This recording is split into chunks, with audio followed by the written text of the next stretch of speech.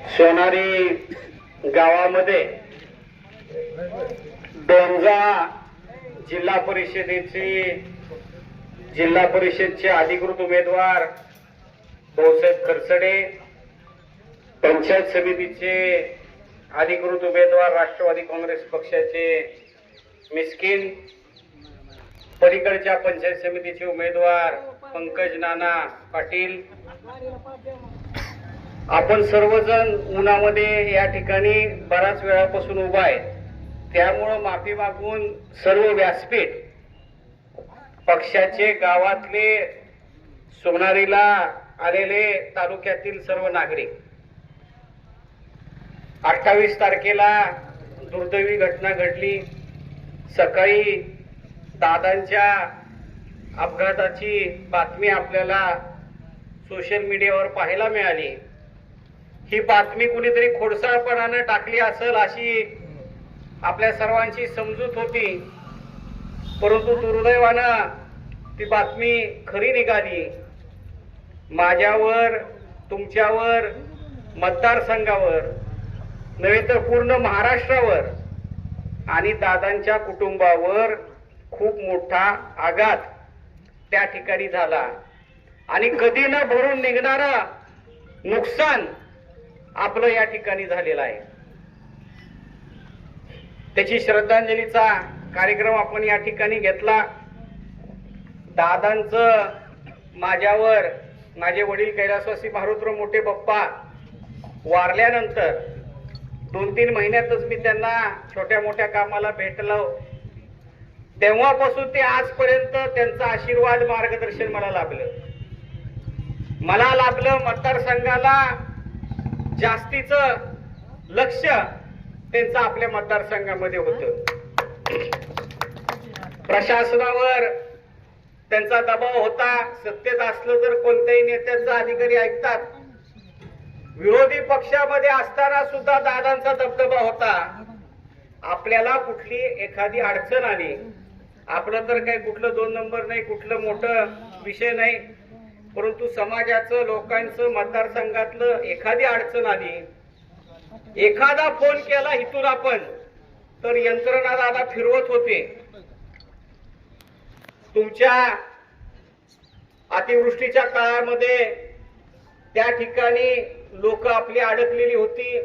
दादांच्या एका फोनवर हेलिकॉप्टर आपल्या मतदारसंघामध्ये आणलं, ही दादांची ताकद होती. आपल्या माग आधार होता, आशीर्वाद होता. ही दुर्दैवी घटना घडल्यानंतर आता आपण कुणाला बोलायचं, कुणाकडे आपला प्रश्न न्यायचा, हा सगळ्यांनाच आपल्याला पडलेला प्रश्न आहे.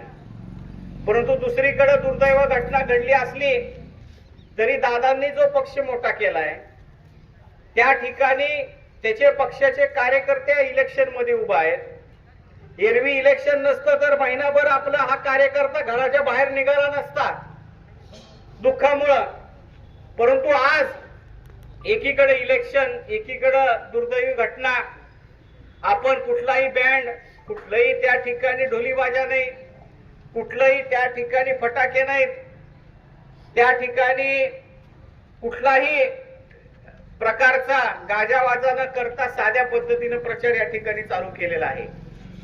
शेवटी दादा असते आणि त्यांच्या वेळेस त्यांचे कार्यकर्ते इलेक्शनला उभे आले असते तर दादा सुद्धा प्रचारामध्ये एखादी घटना विसरून कामाला लागले असते. आणि आज तर आपल्या सर्वांची जबाबदारी आहे, सर्व कार्यकर्त्यांची. सर्व पक्षाचे कार्यकर्ते आपापल्या गावामध्ये 100% आपले एका जागेवर आहेत, त्याच्या मनामध्ये आपल्याला शंका नाही. परंतु आपण ही ताकद येणाऱ्या 5-6 दिवसामध्ये टिकवणं, जोपासणं आणि त्याचं रूपांतर मतदानामध्ये करणं, हीच खरी दादांना श्रद्धांजली आहे, हे मी आपल्याला सुरुवातीला या ठिकाणी सांगतो. दादांनी महाराष्ट्रामध्ये काम केलं, परंतु आपल्या मतदारसंघामध्ये इतरांपेक्षा जास्तीचा वाटा त्यांचा आहे. सीना कोळेगावचं धरण माझे वडील कैलासवासी मारुतराव मोठे बाप्पा यांच्या काळामध्ये सुरुवात झाली. आपण मला आमदारकीला आशीर्वाद दिला, त्यावेळेस या धरणाचं पाणी आपण या ठिकाणी या धरणामध्ये थांबवलं. हे सर्व दादांच्या माध्यमातून कामं झाली. 220 केव्ही सबस्टेशन आपण आपल्या सोनारीच्या जवळ उभा केलं. त्याच्या उद्घाटनाला काय दादासाहेबजी सांगितलं. आणि हे एमईसीबीची कामं आपण ह्या ठिकाणी मार्गी लावली. आज सोनारी असल, आसपासच्या गावातल्या लोकांना असल, लाईटीची सगळ्यात मोठी अडचण येते. 10, 15, 33 केव्ही आपण केलेले, परंतु आणखीन आपल्या ह्या भागामध्ये 33 केव्ही झाल्याशिवाय हा आपला लाईटीचा प्रश्न सुटणार नाही.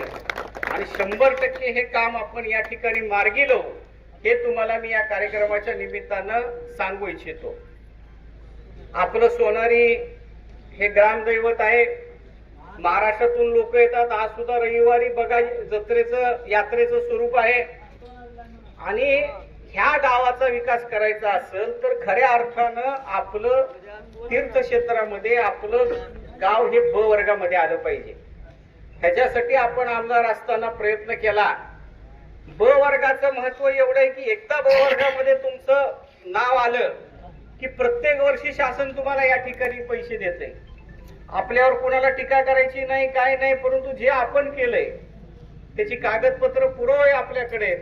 आणि ह्या ब वर्गाचा निधी आणि तीर्थक्षेत्राच्या निधीसाठी येणाऱ्या काळामध्ये आपले जिल्हा परिषद कडून सुद्धा निधी असतो, डीपीसी मधून सुद्धा असतो, शासनाचा असतो. ह्या गावाला आपण मदत करण्याची भूमिका करणार आहोत. डोंगाव देखील आपल्याकडे आहे. प्राथमिक आरोग्य केंद्र मागच्या आपल्या काळामध्ये या ठिकाणी झालेलं आहे. जास्त विकासावर मी बोलत नाही, विरोधकावर मी बोलत नाही. आपलंच काम एवढं आहे की ते सांगत बसलं तर आपल्याला वेळ पुरणार नाही. आज दुःखद प्रसंग आहे, प्रसंग वेगळा आहे. लांबलचक बोलणं गरजेचं नाही. जिल्हा परिषद मेंबर आपले होतकुरू आहेत, भाऊसाहेब खरसडे, त्यांना जिल्हा परिषदच्या कामाचा अनुभव आहे. निधी कसा आणायचा त्यांना माहिती आहे. बापूंना देखील पंचायत समिती ह्याचा अनुभव आहे. पंकज पाटील यांना एमईसीबीचा एवढा दांडगा अनुभव आहे की कोणतंही काम पलीकडच्या गटामध्ये काम करणारी माणसं आहेत आणि ह्यांना भेटण्यासाठी तुम्हाला कसली अडचण येणार नाही असे तरुण आणि लोकांच्या कामाला येणारे नेते आहेत.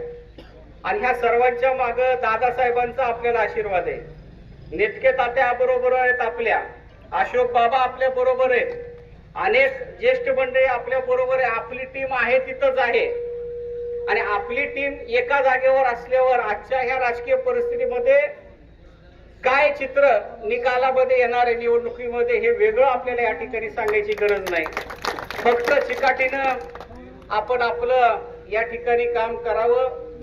येणाऱ्या 7 तारखेला घड्याळ हो बटन दाबून आपण मतदान करावे विनंती करतो. आणि तात्याने सांगितलं की लाईटीचा प्रश्न ह्या गावचा अतिशय गंभीर झालेला आहे परिसराचा. त्याचं देखील 100% तात्या आपण हे लाईटीचा प्रश्न सोडू. परंतु हे टेम्पररी झालं. आपल्याला कायमस्वरूपी नवीन 33 केव्ही हितं देऊन कायमस्वरूपी आपला हा प्रश्न या ठिकाणी सोडू. एवढंच या कार्यक्रमाच्या निमित्तानं बोलतो आणि माझे 2 शब्द संपवतो.